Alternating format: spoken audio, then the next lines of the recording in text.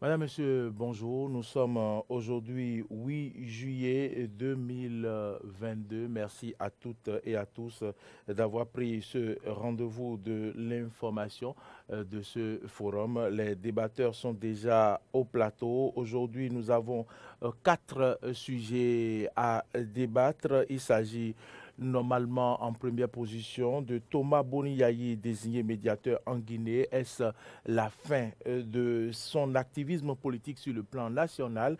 Nous allons également parler de l'annonce de paiement du ramassage des ordures. 2 ans, d'ailleurs, en 2 ans, la société a-t-elle comblé les attentes des Béninois? Les débatteurs répondront donc à cette question. Inondation dans Cotonou, le projet asphaltage a-t-il montré des limites? Si le temps nous le permet, nous allons aborder rapidement cette question de branchement à l'électricité à 10 000 francs. Le top du hautement social est-il donné? Voilà les quatre sujets dont on parlera, si tout va bien, sur ce forum des rédactions de ce jour. Madame, Monsieur, merci de nous faire confiance. Merci de suivre ce débat. Merci de continuer par croire en nous. Nous sommes là pour aider les décideurs publics à mieux faire ce qu'ils font.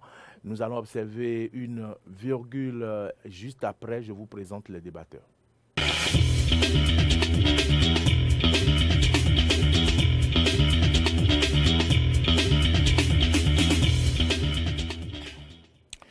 Au plateau, ici, vous avez à ma gauche Laurent Roland Tony-Kess. C'est un habitué de ce forum, vous le connaissez. Laurent Roland Tony-Kess, bonjour. Maurice Agoa, bonjour et bonjour aux amis internautes et téléspectateurs. Vous êtes journaliste, analyste politique. Merci d'avoir répondu à notre invitation. À ma droite, c'est bien un autre que vous connaissez bien, que vous aimez voir sur ce plateau du Forum des rédactions, Syriac Dekenou. On ne le présente plus. Syriac Dekenou, bonjour. Bonjour Agua, bonjour mesdames et messieurs les internautes, auditeurs de Diaspora FM, téléspectateurs de EDEN TV. Vous êtes journaliste, analyste politique, directeur de publication de Émergence Info. Merci d'avoir accepté notre invitation. Je suis honoré. Et sans plus tarder, nous allons donc aborder le premier sujet de ce forum des rédactions. Thomas Boniyayi, désigné médiateur en Guinée, est-ce la fin de son activisme politique sur le plan national? Vous le savez, mesdames et messieurs, depuis la dernière rencontre des présidents de la CEDEAO, le président donc Thomas Boniyayi a été désigné pour continuer la médiation après le renoncement de Ibn Chambas à ce poste.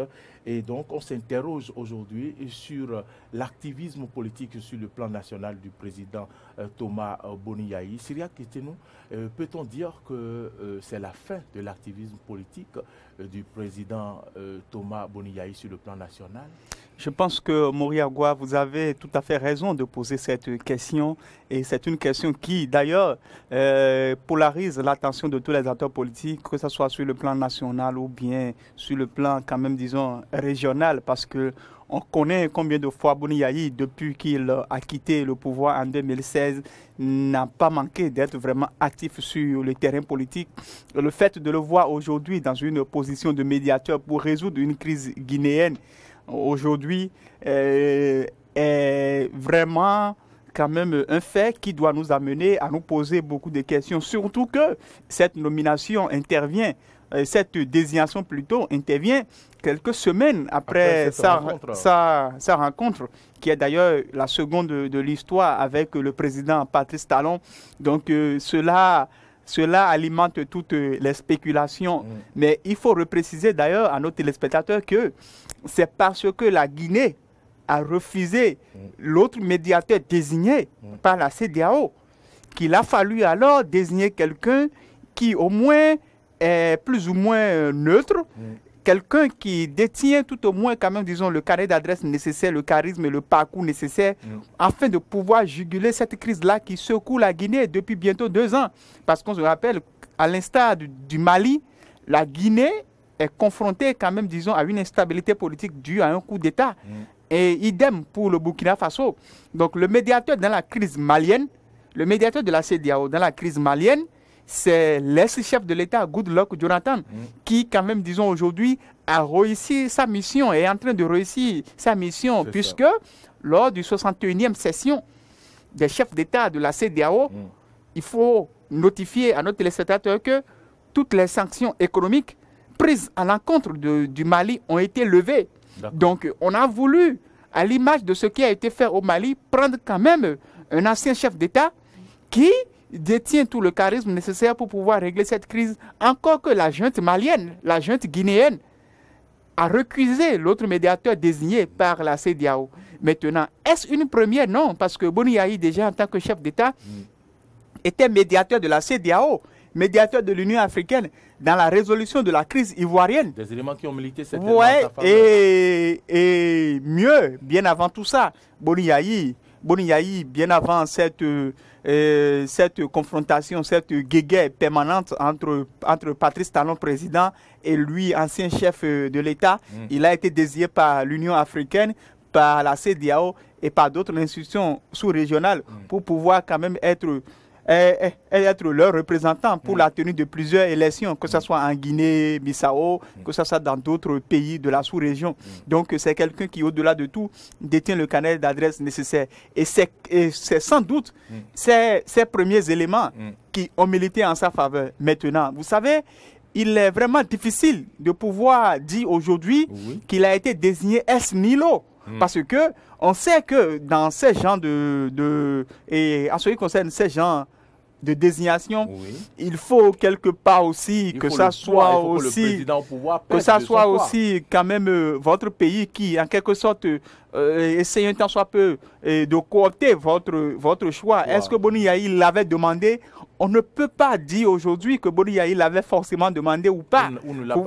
Ou ne l'a pas fait. Mais ce qui est sûr, c'est que nous sommes en train maintenant de voir les signes qui pourraient déjà nous donner quand même, disons, une idée, ne serait-ce qu'une idée beaucoup plus synthétique sur cette rencontre-là entre Patrice Talon et Boni Yayi. C'est difficile aujourd'hui de pouvoir apprécier totalement, mais c'est vrai qu'au lendemain de cette rencontre, on a vu que ce qui était gardé dans le cadre des coups d'État et d'une tentative de coup d'État manqué ont été libérés. Et pas plus tard qu'hier, des figures du parti, les démocrates, arrêtés à Porto-Novo, ont été aussi libérés.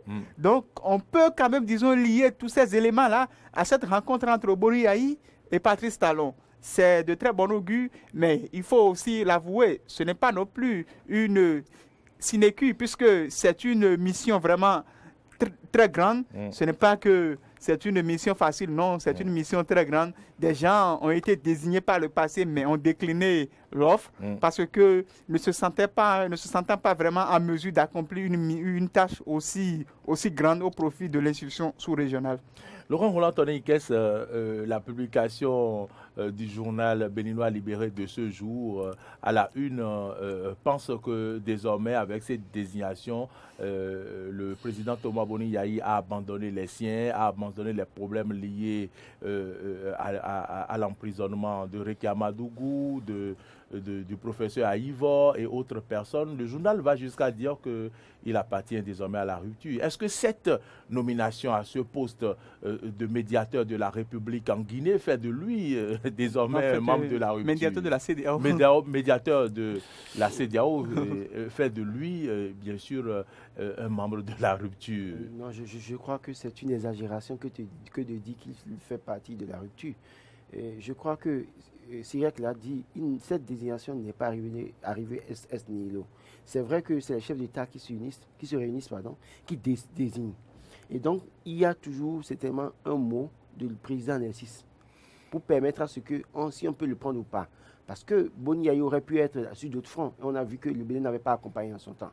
Donc, dans une certaine mesure, il faut déjà dire que ça peut être la suite, la rencontre entre lui et son prédécesseur, dans un premier temps. Et comme l'a dit Cyriac, c'est que vous allez voir qu'au lendemain de la rencontre, des gens ont été libérés. Et pas plus tard qu'hier encore, bien évidemment, Adam Alao et un autre qui ont été libérés, qui est 20e coordonnateur de la 20e circonscription électorale pour le parti des démocrates. Bien évidemment, le parti auquel appartient Boni Yayi. Ces deux éléments ont été libérés hier. Donc, dire que les intérêts de Réki Amadou Goujo et Sébastien Diavon, Léa Dissoko sont sacrifiés, je crois pour ma part que c'est une exagération. Il va falloir attendre peut-être la suite des événements pour voir si en réalité Boni Yayi va abandonner les siens au profit d'une nomination ou d'une désignation. Toujours est-il que la désignation dont il parle, c'est que connaissant Boni Yayi, c'est le prototype parfait qu'on ait, qui à tout moment peut aussi relâcher. S'il pense que s'il tient tellement à ses intérêts au plan national, il n'hésiterait pas à déposer le tableau là-bas pour revenir pour la lutte ici. Maintenant, nous sommes sur un terrain politique. On ne sait pas quelles ont été les compromissions, quels ont été les accords entre son prédécesseur et lui, parce que l'autre point de la situation, c'est que le successeur est toujours dans sa dynamique de faire son travail sans pouvoir être dérangé. Mais on sait que Boni Yayi est fait pour déranger. C'est ça. Et il aime déranger d'ailleurs. D'accord. Et donc, il a tenté de déranger en 2019. On a trouvé les moyens pour le calmer un peu. En 2020, on a trouvé les moyens pour l'écarter pour autant. Et donc, en 2021, bien évidemment, on a vu comment ça se passait. Donc, en 2023, Patrice Talon travaillera toujours à faire en sorte qu'il ne soit pas dérangé. Et pour ça, peut-être, un Boni Yayi loin pourrait mieux faire l'affaire. Mais ça dépend du temps que dure la crise en Guinée. Si par exemple Boni Yayi finit de régler la crise en Guinée et qu'ils arrivent à trouver un terrain d'entente dans une semaine, rien ne l'empêchera de venir au Bénin pour faire campagne avec les siens. Donc, c'est aussi longtemps que durera la crise, aussi longtemps Boni Yayi sera occupé à peut-être se pencher sur la question. Mais cela ne veut pas dire pour autant qu'il sera hors du territoire pour ne pas pouvoir faire le travail qui est le sien, si tant est qu'il est attaché à ses intérêts. Mais toujours est-il, je l'ai dit, le pouvoir en place travaillera toujours aussi à ne pas être dérangé en 2023 aussi. Et donc, Boni Yayi, s'il pense peut-être aussi que avec cette mission, oui, il peut toujours revenir et faire son show, je crois que il doit se souvenir des événements de 2019-2020, pardon, pour se rendre compte que oui, on lui trouve peut-être une porte de sortie pour qu'il se calme un peu aussi et se concentrer sur les problèmes de l'Afrique plutôt que de... Puisqu'il a quitté le pouvoir, c'est vrai, et il a les siens qui doivent vouloir pouvoir se présenter pour être candidat. On ne peut pas lui dénier ce droit-là, mais il va falloir que les deux, en tout cas Boni Yayi, puisque quand vous regardez même Nicéphore Soglo ne fait pas autant comme Boni Yayi. Boni Yayi a encore de la vivacité. Et quand il va dans certains départements que je ne vais pas citer ici, il a toujours ça fait toujours du show. Donc, je crois qu'au-delà de tout, c'est entre Boni Yayi et Patrice Talon que le problème se situe. C'est ça. Il a dit, au-delà d'une désignation au niveau en Guinée, il va falloir qu'il se voit encore, se pencher sur les questions pour que nous puissions avoir une élection apaisée en 2021. En 23, pardon, mais aussi que Boni Yayi ne s'écarte pas des missions qui sont les siennes, notamment concernant la libération de ces protégés qui sont en prison ou qui sont en exil. Connaissant le poids politique de l'homme, Cyriaque, je me retourne vers vous, connaissant le poids politique de l'homme, son influence et tout, certaines indiscrétions au lendemain de cette audience, de la dernière audience au palais de la Marina, disaient que, par exemple, que c'était une rencontre de négociation pour demander au président Thomas Boni Yayi de s'écarter un peu de la scène politique et puis finalement ça n'a pas raté. On constate bien qu'il est occupé à d'autres fonctions. D'ailleurs, il s'est envolé ce mercredi pour la Guinée où il y a eu la tension qui a quelque peu monté de l'autre côté. Est-ce véritablement une façon de l'occuper à autre chose qu'au lieu de le laisser participer, peser dans la balance pour les élections de 2026? Non, mais je pense qu'il serait même d'ailleurs difficile pour le président Patrice Talon de demander directement à un Boni Yayi de quitter la scène politique. D'ailleurs, lorsque vous voulez que quelqu'un quitte la scène politique, vous ne lui demandez pas de venir rester quand même dans un cadre de concertation d'anciens chefs d'État. Même si, très tôt, certains analystes politiques ont trouvé qu'il s'agirait en réalité d'une stratégie pour pouvoir l'empêcher d'être actif sur la scène politique nationale. Cependant, je voudrais quand même souligner un certain nombre de faits. Vous savez, Patrice Talon, c'est quelqu'un qui, au-delà de tout, a toujours une longueur d'avance sur tout le monde. On le dit, on n'a jamais cessé de le dire. Et qui apprend beaucoup. Et qui apprend beaucoup de ses erreurs du passé. Vous savez, en 2017, était arrivée cette opportunité-là pour que Boni Yayi puisse occuper un poste à l'international. Certains avaient fait circuler des rumeurs, secrétaire adjoint au climat, un certain nombre de choses. Je pense que le Bénin avait raté l'occasion de porter un Boni Yayi très tôt pour qu'il soit de l'autre côté et qu'on n'aurait pas eu certainement les événements de 2019, les événements de 2021. D'accord. Parce que Boni Yayi, aujourd'hui, qu'on le veuille ou pas, est encore présent dans le cœur des Béninois. Et vous savez, pour que vous soyez nostalgique de la vie que vous avez passée, ou bien quand même, pour que vous gardez toujours à l'esprit votre ancien mari, c'est la façon dont le nouveau mari que vous avez trouvé vous gère qui dépendra. C'est-à-dire, c'est de ça que dépendra quand même les souvenirs que vous garderez de votre ancien mari. Si vous trouvez un nouveau mari qui ne s'occupe pas de vous peut-être autant que votre ancien mari, ou bien sur certains plans ne vous donne pas totalement satisfaction que votre ancien mari vous manquera. Votre ancien mari vous manquera. Et malheureusement, on assiste à quoi? On assiste aux difficultés du pouvoir qui ont fait que Patrice Talon, confronté à la gestion du pouvoir très tôt, a eu du mal quand même à donner satisfaction à l'ensemble des Béninois. Ce qui a d'ailleurs fait que la plupart des Béninois ont tout fait de commencer quand même, disons... Ce sont ces réformes qui ont dérangé. Ce sont ces réformes qui ont dérangé, il faut le dire. Exactement, parce qu'il a voulu marquer la rupture. Voilà. La rupture à travers une gestion du pouvoir vraiment, disons, très rigide. Et tournée vers, disons, l'objectivité par rapport à une gestion populiste, sociale, poujadiste que nous avons connue du pouvoir. Donc ça a fait que le peuple avait du mal à le comprendre. Mais je pense qu'aujourd'hui, peu à peu, les gens ont commencé, disons, par le comprendre. Donc, Patrice Talon a compris cela. Donc, c'est une très bonne leçon. Et lorsque vous avez compris cela, il y a aussi ce qui se passe dans la sous-région qui sert de leçon.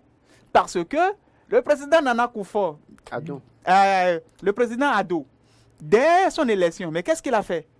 Il a pris son prédécesseur et il a mandaté pour le représenter dans des crises de la sous-région. Et son prédécesseur a été aussi désigné médiateur dans plusieurs crises dans la sous-région. Ce qui a empêché le prédécesseur, quand même, disons, d'être actif sur la scène politique et de trop lui en vouloir. Il y a un cas, si vous suivez très bien l'actualité africaine, vous allez constater, c'est le cas de Goodluck Jonathan. Goodluck Jonathan a été choisi par sa formation politique pour représenter la formation politique et être le successeur de la formation politique à la prochaine élection présidentielle. Et les gens avaient même déjà payé les bulletins de parrainage, des milliers de bulletins de parrainage, sans qu'il n'ait dépensé un franc. Mais à la dernière minute, il a décliné l'offre. Et c'est d'ailleurs ce qui a fait qu'il n'est pas candidat aujourd'hui, alors qu'il était parti pour succéder au président Boari. Mais pourquoi? Parce que tout le temps, les 8 années qu'ont duré le pouvoir, les 8 années presque qu'ont duré le pouvoir du président Mamadou Boari, il a été l'homme qu'il a plus utilisé pour régler des crises dans la sous-région. En témoigne le fait qu'aujourd'hui, que ce soit lui le médiateur dans la crise, le médiateur de la CEDEAO, de la crise malienne. Donc, lorsque vous gouvernez comme ça, la gouvernance aussi, c'est une question de politique. Et la politique implique aussi une gestion des hommes. Parce que les gens, qu'on le veuille ou pas, un Boni Yayi a ses intérêts. Un Nicéphore de Denis Soglo a ses intérêts. Maintenant, au-delà de toute chose, on connaît Boni Yayi, c'est un monsieur qui, au-delà de tout, sans lui manquer de respect, est très vindicatif et qui n'oublie pas. Donc, lorsque vous avez un adversaire comme ça de taille, qui au-delà de tout reste aussi populaire, il faut aussi savoir aussi comment l'aménager, comment le gérer. Et aujourd'hui, en l'invitant et en le rencontrant, aujourd'hui, quand même, disons, en œuvrant pour qu'il soit aujourd'hui médiateur, même si l'acte ne viendrait pas de Patrice Talon, tout le monde pense de go que ça vient de lui. Et tout cela, ça participe aussi à la décrispation de la tension politique dans le pays. Donc c'est une très bonne chose, mais Boni Yayi n'abandonnera pas pour autant les démocrates. Et demain, lorsqu'il aura élection en 2023, soyez sûr que si les conditions d'organisation des élections ne l'agréent pas, que Boni Yayi sera même capable de jeter, parce qu'en fait, être désigné médiateur, ce n'est pas être désigné président d'une république, non, loin de là. Et on connaît quand même, disons, tout le prestige et tout le privilège que Boni Yayi a aujourd'hui en tant qu'ancien chef d'État. Donc, la suite nous donnera beaucoup plus de Pour finir avec ce sujet, sera-t-il à la hauteur de la mission qui lui a été confiée, Laurent Roland-Taneke? Boni Yayi sera, pour ma part, à la hauteur de la mission qui lui a été confiée. On sait qu'il a été, Cyriaque l'a rappelé, il a été médiateur dans des crises. On a vu, c'est vrai que Boni Yayi, on connaît, le monsieur est assez impulsif à la limite, mais pour autant, c'est-à-dire qu'il a intérêt à accomplir la mission et bien pour pouvoir avoir un bon résultat. Ce qu'on peut souhaiter pour lui, c'est qu'il fasse bien le travail, que ce soit une bonne image du Bénin qu'on voit à l'extérieur à travers lui, à travers cette nouvelle mission. Et ce que je veux dire aussi, comme l'a dit Cyriaque, ce n'est pas évident qu'il soit totalement absent du territoire national. On le connaît pour ses ambitions. Donc, d'aucuns disent que Boni Yayi aurait voulu être candidat, même sur la liste des démocrates pour les élections, que vous ne soyez pas surpris. Maintenant, comme je l'ai dit, on ne sait pas ce sur quoi Patrice Talon et lui se sont entendus à la présidence de la République. Ils sont venus dire autre chose. Peut-être qu'ils ont dit autre chose, peut-être qu'ils n'ont pas parlé de ce sujet. Écoutez, nous sommes sur un terrain politique. Parce que si, par exemple, les chefs d'État de la CEDEAO voulaient envoyer Boni Yayi, que Patrice Talon s'opposait à ça, ce n'était pas gagné d'avance. Mais lui seul savoir ne va pas. Mais attention, au-delà de tout, c'est lui. Puisque quand vous portez, on vous désigne dans une institution du genre. C'est votre pays qui vous porte à la limite à un moment donné. Votre pays a toujours son mot à dire. En tout cas, ne serait-ce que celui qui est encore chef là. En droit de vote, c'est tout, non? Oui, donc, dans une certaine mesure, s'il se pose à ça pour dire non, je préfère d'autres cadres, puisque les anciens chefs d'État au niveau de la sous-région, ça ne manque pas. Ils ne sont pas pour autant nombreux. Oui, mais ça ne manque pas. Ça ne manque pas. Et donc, le Ghanéen pourrait prendre son prédécesseur sur la question. Donc, je crois qu'au-delà de tout, on ne sait pas ce sur quoi ils ont eu des accords. Tu sais sur quoi ils se sont entendus. Et donc, on va souhaiter juste que Boni Yayi accomplisse sa mission et que s'il a des ambitions politiques en 2023, qu'il aille sur le terrain, on ne peut pas le lui refuser, mais qu'il s'entende pour le faire dans la paix.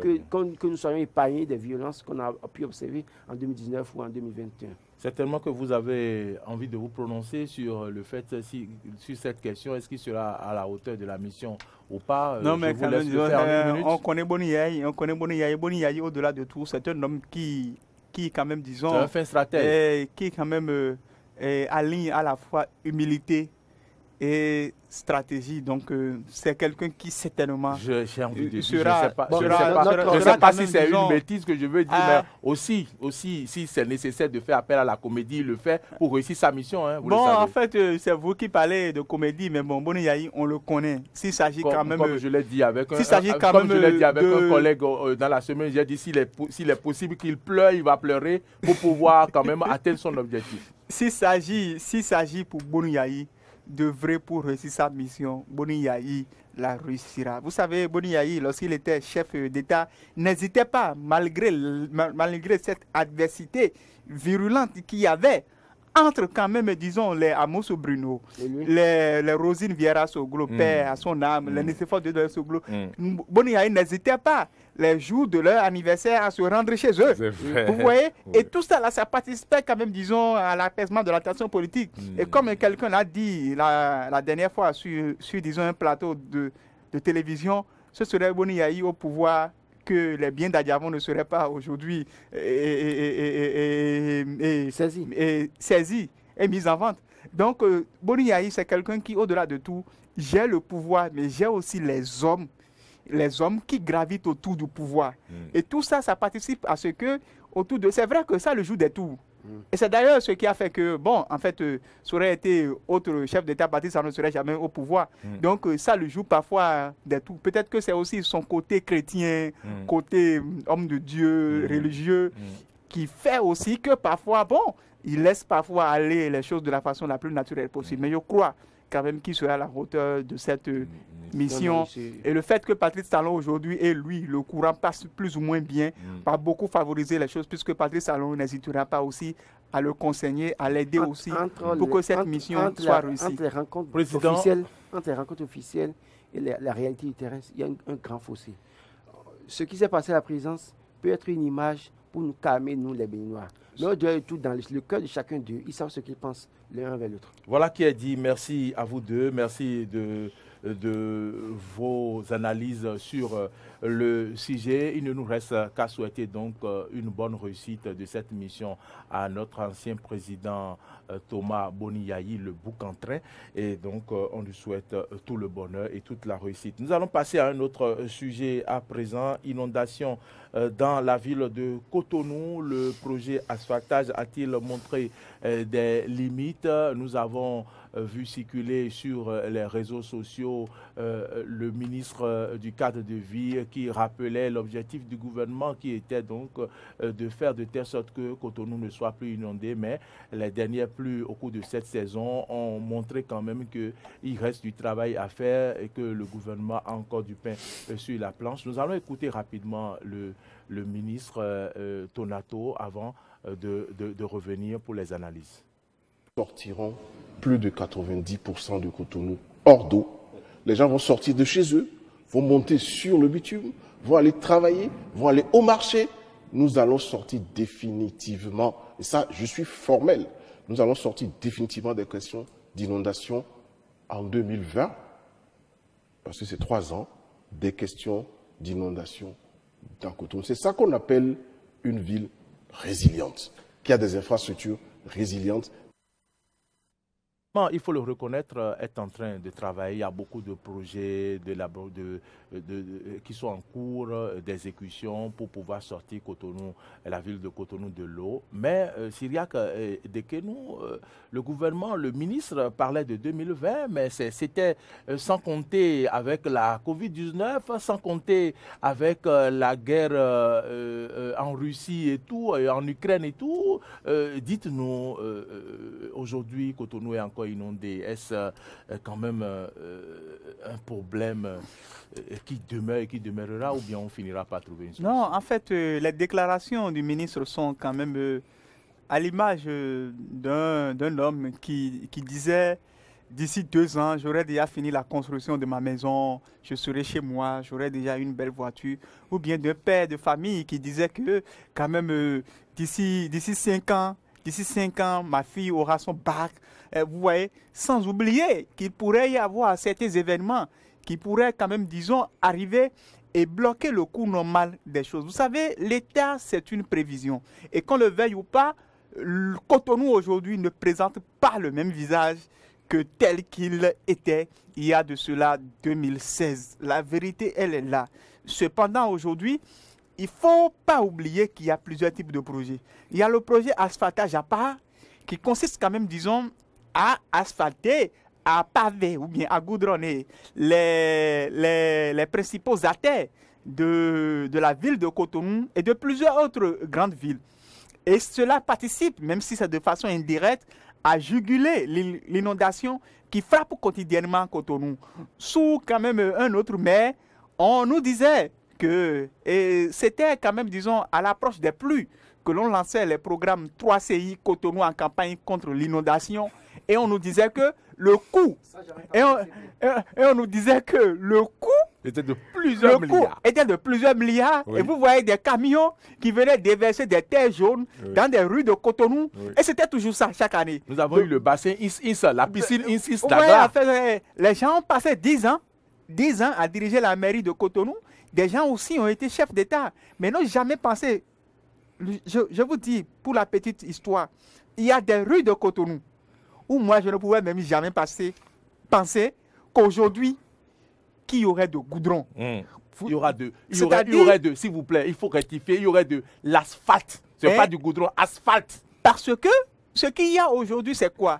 C'est que, contrairement quand même, disons, contrairement aux cailloux sur lesquels il faut passer en soulevant ses pieds, en soulevant quand même, disons, le bout de ses pieds pour pouvoir atteindre l'autre côté. Contrairement quand même à beaucoup d'autres choses que l'on observait, au moins, nous avons la certitude aujourd'hui que même s'il n'y a plus et que l'eau quand même marquait sa présence pendant un temps donné, au bout de quelques heures, l'eau disparaît, ou à défaut, au bout de quelques jours, l'eau disparaît. Donc, ce qui se passe aujourd'hui, c'est quoi? C'est les difficultés liées à la gestion du pouvoir. Parce que lorsque vous avez prévu pouvoir gérer, pouvoir construire, pouvoir juguler une crise, le Bénin est un pays entièrement fiscal, ayant un budget entièrement fiscal. Donc, lorsque vous avez prévu ça, c'est avec sans doute le concours de certains partenaires. Absolument, les bailleurs. Mais lorsqu'il y a la crise du Covid qui vient, la crise du Covid fait changer les priorités. Absolument. Je vous dis ceci, c'est comme un père de famille qui peut-être avait prévu payer un véhicule. Mais dès lors que la maladie vient et frappe l'un de ses enfants, la priorité ne devient plus acheter un véhicule. La priorité devient sauver la vie de l'enfant. Donc lorsque, à partir de 2019-2020, la priorité est devenue sauver la santé des Béninois, juguler la crise de Covid, c'est tout à fait normal que certains projets phares liés quand même, disons, à la lutte contre l'inondation dans Cotonou soient relégués au second rang. Cependant, nous avons vu récemment sur les réseaux sociaux qu'il y a quand même des images liées au projet d'assainissement pluvial de Cotonou, qui d'ailleurs a initié aujourd'hui une visite guidée pour montrer ce qui se fait qui est aujourd'hui en cours. Donc, qu'on le veuille ou pas, Patrice Talon, nous lui avons donné un mandat de 5 ans, renouvelable une fois. Il est quand même, disons, dans son second et dernier mandat.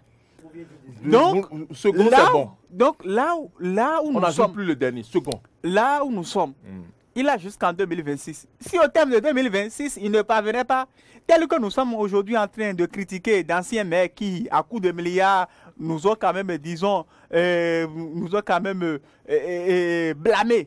blâmé en parlant de 3 CI capables de juguler des crises, mais pourtant, au bout de 20 ans, nous n'avons jamais rien eu. Nous allons aussi le critiquer. Cependant, nous attirons leur attention, qu'ils fassent diligence et qu'ils choisissent les bonnes entreprises capables quand même, disons, de réaliser ce type de projet. Il ne faut pas qu'au bout de ces projets-là, qu'on apprenne que des milliards ont été dépensés, que des rues ont été effectivement pavées, goudronnées, asphaltées, sans que les systèmes de canalisation d'eau, les systèmes d'irrigation d'eau, les systèmes de drainage d'eau ne soient quand même les meilleurs au point où les Cotonois aient leur maison, aient leur chambre encore, disons, inondées d'eau. Oui. En réalité, Laurent Rolatoni, les routes leur niveau a été relevé, les maisons sont plus basses que les routes. C'est normal qu'elles soient inondées. Mais dans un passé récent, vous ne pouvez pas traverser à glace d'un bout à l'autre sans avoir de problème. Il faut encourager le gouvernement pour déjà ce qui a été fait. Il faut l'avouer. Moi, j'ai fait un reportage sur le tronçon Carrefour Ciné-Concorde à Blanc-Gandin. Et vous avez, quand vous voyez les images du passé, que vous voyez les images actuelles, je propose à ceux qui nous suivent d'aller sur YouTube et de taper le reportage sur Agban-Gandin, Ciné-Concorde Agban-Gandin. Quand vous regardez ce qui a été fait dans ce milieu, quand vous regardez la voie de Jacob Bateau aujourd'hui, il faut encourager le gouvernement pour ce qui a été fait. Mais au-delà de ça, c'est-à-dire que, comme vous l'avez dit, pour moi, il faut repenser l'urbanisation de la ville de Cotonou tout entière. Il faut repenser. C'est-à-dire qu'il y a des gens qui sont à Cotonou aujourd'hui qui se plaisent à vivre dans les taudis, parce qu'ils veulent vivre à Cotonou, alors qu'en réalité, les conditions dans lesquelles ils vivent ne sont pas les meilleures. Il faut réfléchir autrement. Parce que, comme vous l'avez dit, les maisons, celui qui veut faire le bitume, ne va pas faire le bitume en de sorte que ce soit bas plus que votre maison, pour que la voie soit inondée, qu'on dise qu'ils ont fait un mauvais travail. Parce qu'on n'a vu par le passé le pont d'Akplomé, qui avait été réalisé sous l'ancien régime, entre ceux qui avaient dirigé la mairie. Vous allez voir qu'on a fait un pont, mais quand il pleut, le pont est submergé. Donc, il y a ces problèmes-là. Donc, il faut faire des infrastructures qui sont en hauteur par rapport aux maisons. Et il faut repenser à l'urbanisation en demandant à ceux qui sont dans la maison de trouver les moyens de monter leur maison. Parce qu'il y a un pays en Europe, la Finlande par exemple, il pleut tout le temps. Mais ils ont trouvé des solutions pour le pays. Il paraît que les meilleurs experts sont dans ce pays-là et qu'ils peuvent venir sortir de l'eau. Donc, il faut aller de ce côté pour voir comment ils ont pu faire. Parce que aussi longtemps qu'on aura des maisons plus basses que le bitume, les maisons seront inondées et les gens vont accuser le gouvernement pour rien. Parce que le gouvernement ne viendra pas construire votre maison pour vous. C'est à vous de monter votre maison en fonction du bitume. Parce que j'ai vu, quand vous prenez Agla, quand on prend par le carrefour Média Production, S-Média Production, on rentre dedans pour sortir vers... Pour passer devant l'église, pour passer vers le commissariat, la station. Vous dépassez le commissariat, il y a une station quelque part, vous rentrez dans là. J'ai vu la maison d'un maire, par exemple, un ancien maire d'une commune de l'Atlantique, une maison là, et un jour il n'y avait plus, je devais aller faire un constat, je vois que la maison est totalement inondée. Wow. Totalement inondé. Et donc, je me suis posé la question, comment les gens vivent. Alors, on peut reconstruire cette maison. Il faut faire les casses et reprendre.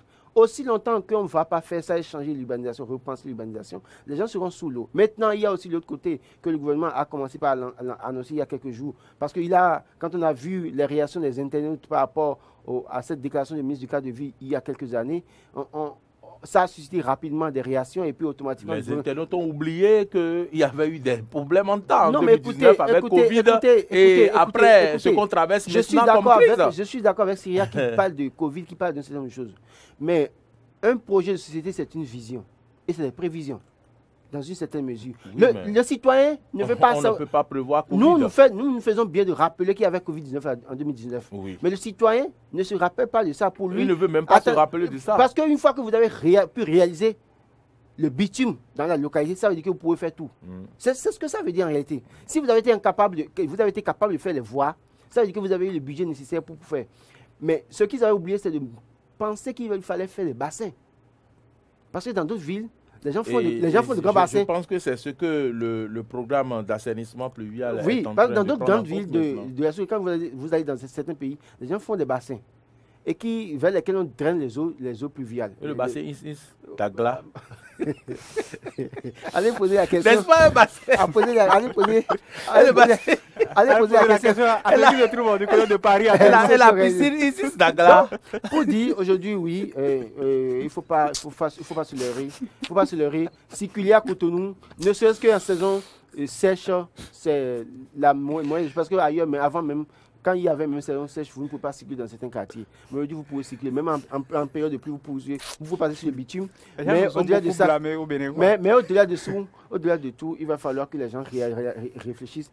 Non seulement l'État va faire les bassins pour drainer les eaux, mais en même temps que chaque propriétaire pense à monter sa maison plutôt que d'attendre l'État. L'État ne viendra pas vous construire votre maison. Je dois clôturer ce débat, mais avant, je vois, il y a quelques années, il faut des routes et il faut des caniveaux. Et vous voyez les caniveaux qui ouvrent sur une rue, alors qu'il n'y a pas un bassin pour recueillir l'eau. Et puis, si les caniveaux drainent l'eau, où est-ce que l'eau va? Le caniveau finit à un point. Non, c'est pas sérieux. Le caniveau finit à un point imaginaire.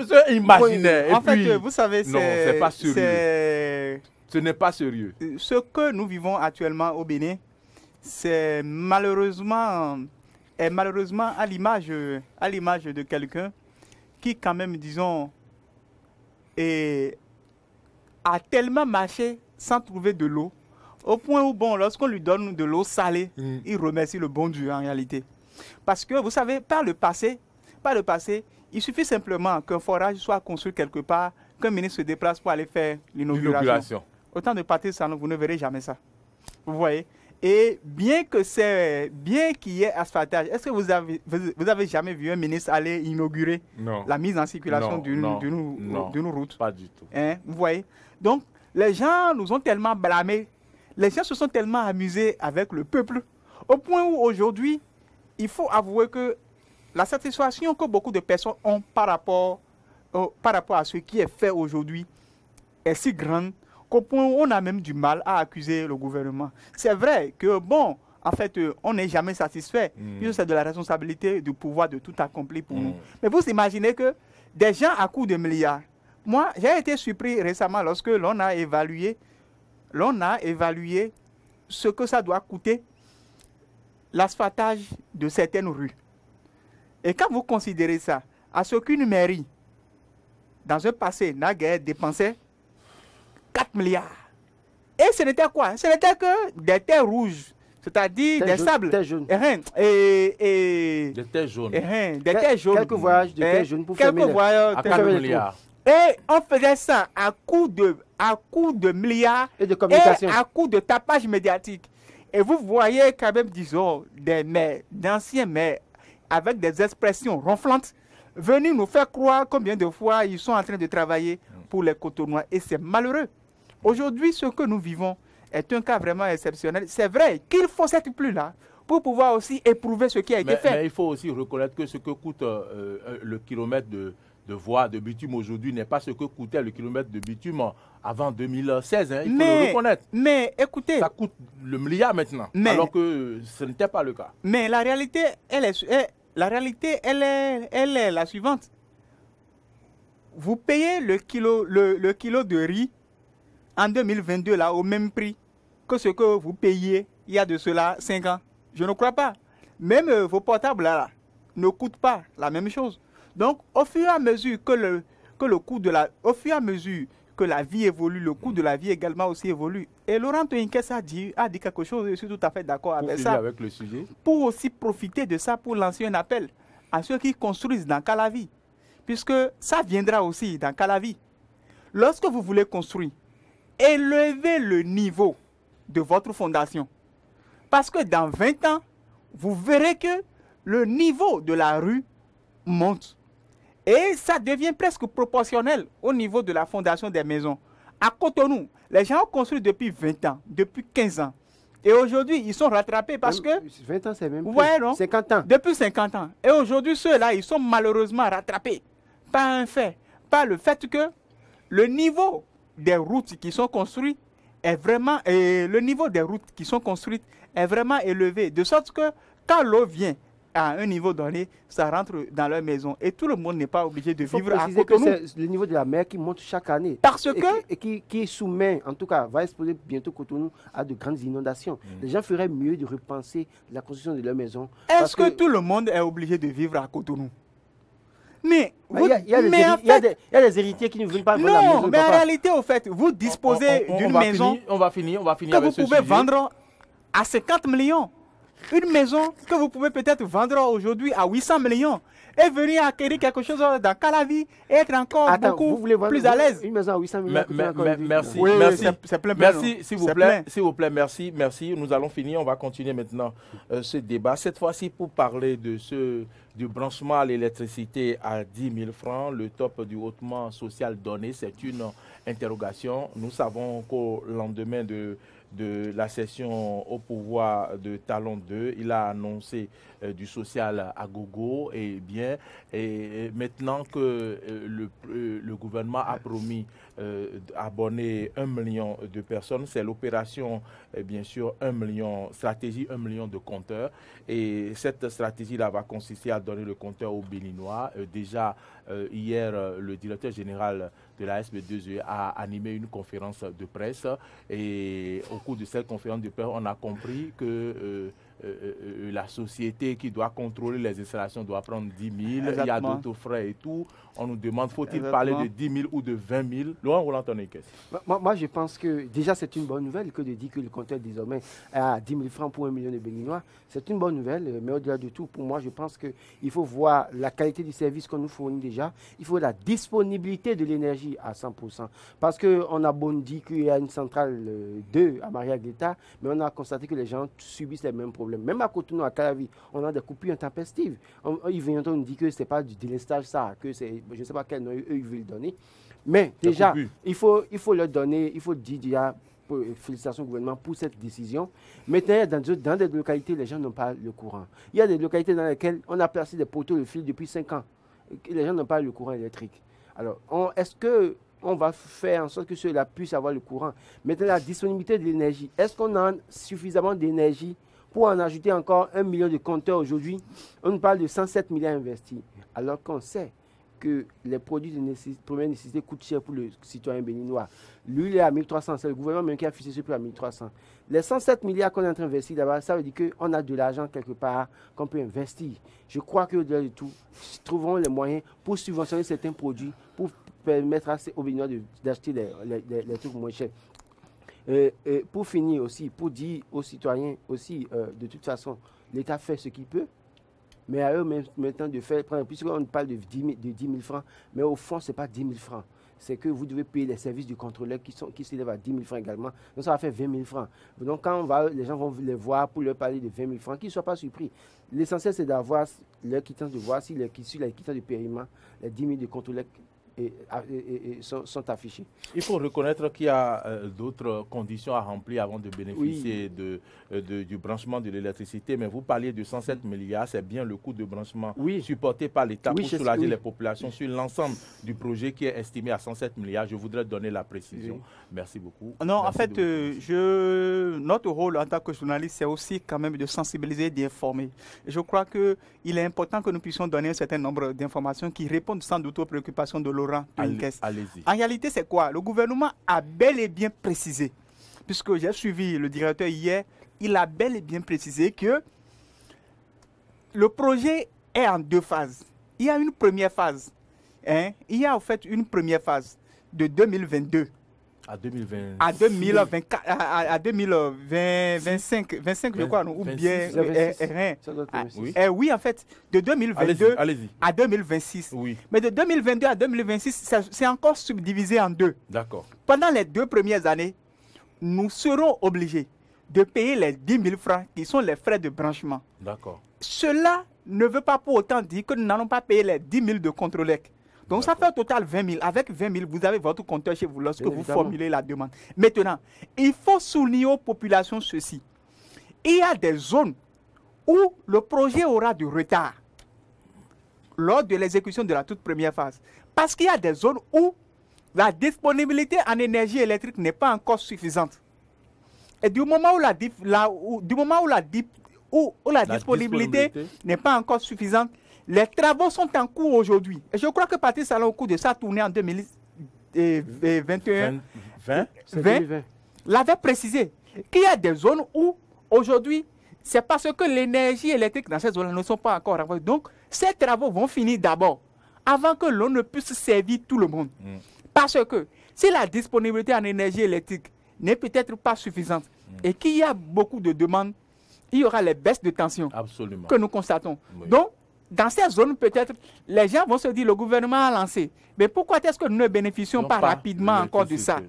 Il y a encore d'autres types de zones où les raccordements ne sont pas encore faits totalement.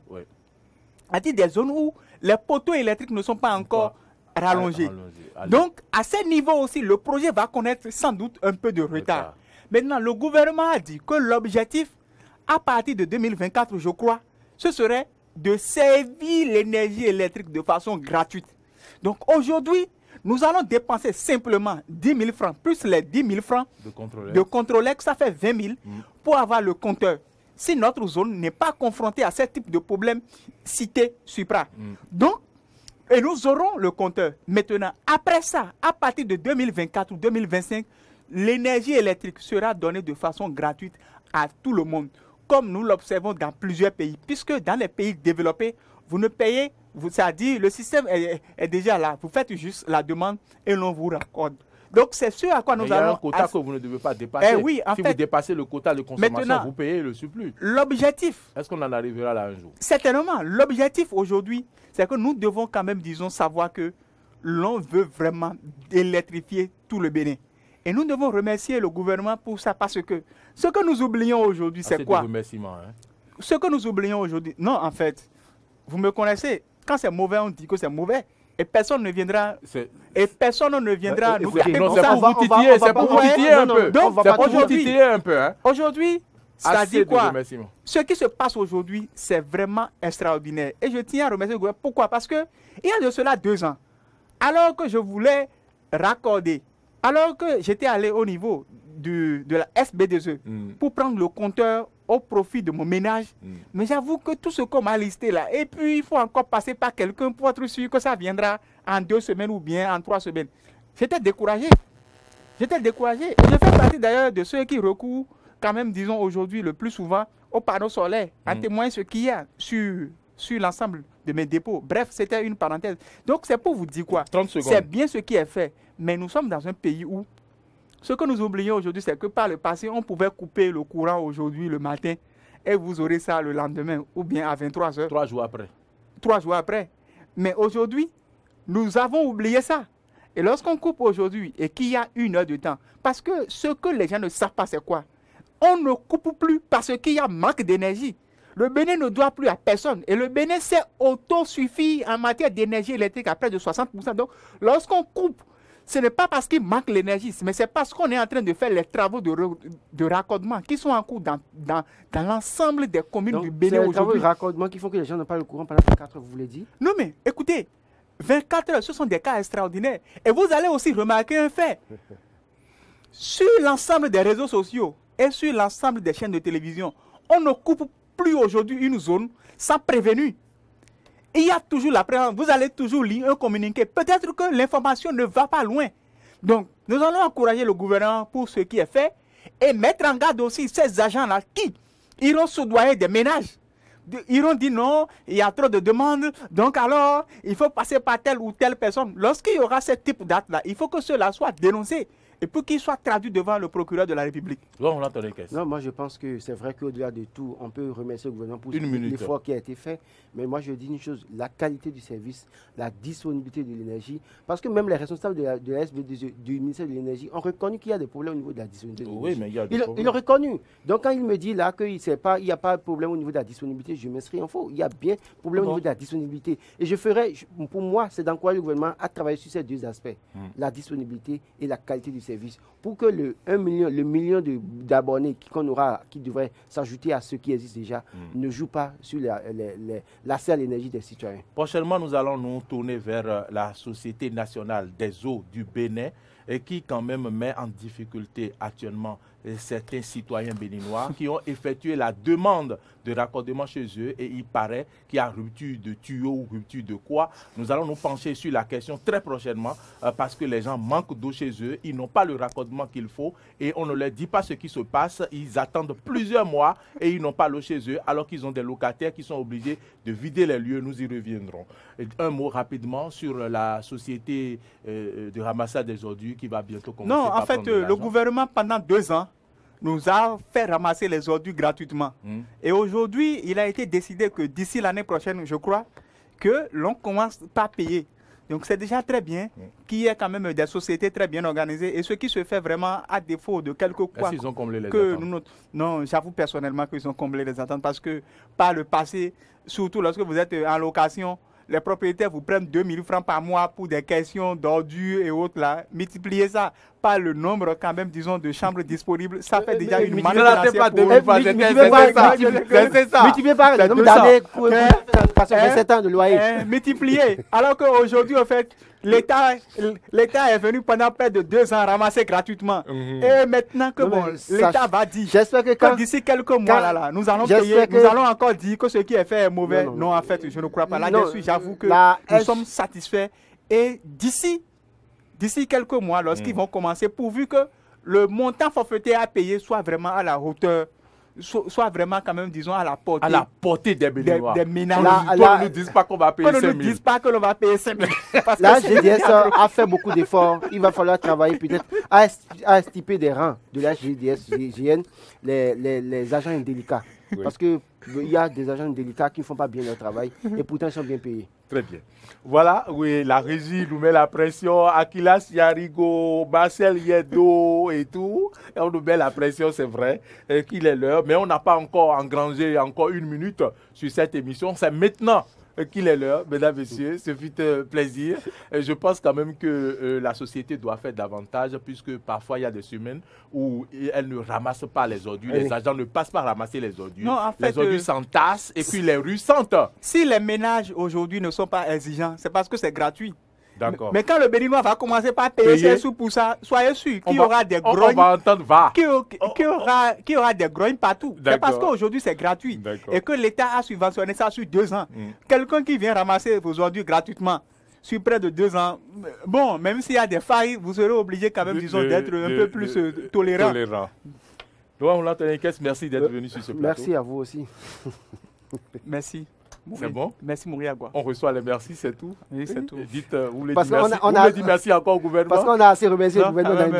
Non, peut-être pas. Parce que l'ensemble des sujets apportés aujourd'hui sont des sujets ayant plus à social. On va pas aussi tout le temps leur dire merci parce qu'ils sont élus pour ça. Ils ont dit qu'ils allaient faire mieux que Bouni. Monsieur, vous direz merci parce que si quelqu'un fait du bien, il faut le dire. Mais écoutez, je l'ai dit. Mesdames, messieurs, vous nous avez suivis, je vous dis merci parce que vous nous avez suivis. Ce fut un plaisir. Merci. Laurent Rolatoriques était à ma gauche.